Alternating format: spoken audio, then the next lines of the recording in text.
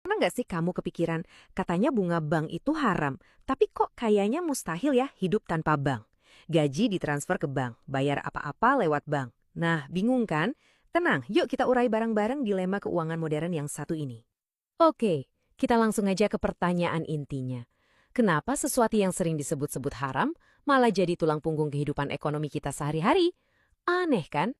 Nah, ini dia pertanyaan sejuta umat. Kalau emang dilarang, kenapa seakan-akan kita semua mau nggak mau harus pakai? Apa ada sesuatu yang kita lewatkan? Yuk, kita coba cari tahu jawabannya. Sip, untuk ngerti kenapa bank konvensional itu jadi perdebatan panas, kita perlu kenal dulu nih sama tiga biang kerok utamanya dalam keuangan syariah. Ini akarnya. Pertama, dan ini yang paling sering kita dengar, riba.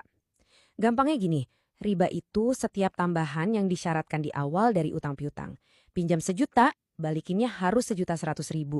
Nah, 100.000-nya itu yang jadi masalah. Yang kedua, ada yang namanya ghorar. Ini tuh soal ketidakpastian yang kebangetan. Kayak beli kucing dalam karung. Kita nggak tahu pasti apa yang kita beli atau jual. Nah, transaksi yang spekulatif dan nggak jelas kayak gini tuh dilarang. Dan yang ketiga, maisir. Ini sih intinya judi. Dapat untung dari untung-untungan, bukan dari usaha atau kerja yang produktif. Prinsipnya, uang itu harus berputar di sektor real, bukan cuma di atas meja spekulasi. Coba lihat kutipan ini. Ini nunjukin betapa seriusnya larangan riba. Bukan buat nakut-nakutin ya, tapi untuk ngasih gambaran kalau ini tuh dianggap sebagai pelanggaran yang, ya, sangat besar dalam Islam. Oke, kalau larangannya sekeras itu, kok bisa bank konvensional masih merajalela dan dipakai semua orang? Disinilah teori bertemu dengan kenyataan di lapangan. Para ahli fikih biasanya pakai dua kacamata untuk melihat ini. Ada kondisi darurah, alias darurat banget, yang kalau nggak dilakuin bisa mengancam nyawa. Terus ada al-hajah, ini bukan ancam nyawa, tapi kebutuhan mendesak yang kalau nggak ada, hidup jadi susah luar biasa. Pertanyaannya, bank ini masuk yang mana ya? Dan inilah realitanya. Kita itu hidup di dalam sebuah sistem. Gaji pegawai, bayar pajak negara, transaksi ekspor-impor, bahkan buat keamanan nyimpan uang, semuanya nyantol ke bank konvensional. Sulit banget buat lepas 100%. Nah, ini yang bikin makin menarik. Ternyata para ulama pun pandangannya beragam. MUI dan Muhammadiyah tegas bilang haram. Tapi NU, mereka punya 3 pendapat sekaligus, jadi ada ruang diskusi di sana. Bahkan ada lembaga fatwa di Mesir yang menganggap ini bukan utang, tapi model investasi modern. Jadi kebayang ya, isunya emang gak sesederhana itu.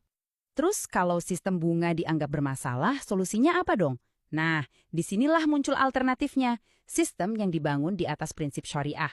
Coba kita intip cara kerjanya. Perbedaan paling mendasarnya ada di sini. Kalau bunga, itu risikonya dilimpahin semua ke nasabah. Tapi kalau bagi hasil, risikonya ditanggung bareng-bareng. Ini bukan cuma ganti nama, tapi ganti filosofi total. Di sistem konvensional, bank itu udah ngunci keuntungannya di depan lewat bunga. Usahamu lagi untung gede atau malah lagi rugi, bank nggak mau tahu. Kamu tetap harus bayar pokok plus bunganya. Semua resiko ada di pundakmu. Beda cerita di bank syariah. Konsepnya kemitraan. Kalau usahamu untung, keuntungannya dibagi sesuai kesepakatan. Bank ikut senang. Tapi kalau amit-amit usahamu rugi, bank juga ikut nanggung kerugiannya. Adil kan? Nah, sistem bagi hasil ini dijalankan lewat berbagai macam skema atau akad. Ada mudharabah, di mana bank modalin 100%, kamu yang kerja. Ada musyarakah, kalian patungan modal. Ada juga jual beli murabahah dan sewa-menyewa ijarah. Masing-masing punya aturan mainnya sendiri.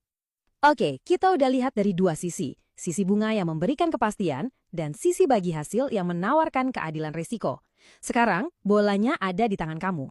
Pada akhirnya, ini bukan cuma sekedar milih label syariah atau konvensional. Ini soal memilih filosofi keuangan mana yang lebih nyambung sama kamu. Sistem yang mengamankan satu pihak atau sistem yang mengajak kita buat tumbuh dan jatuh bareng-bareng. Nah, sekarang giliran kamu.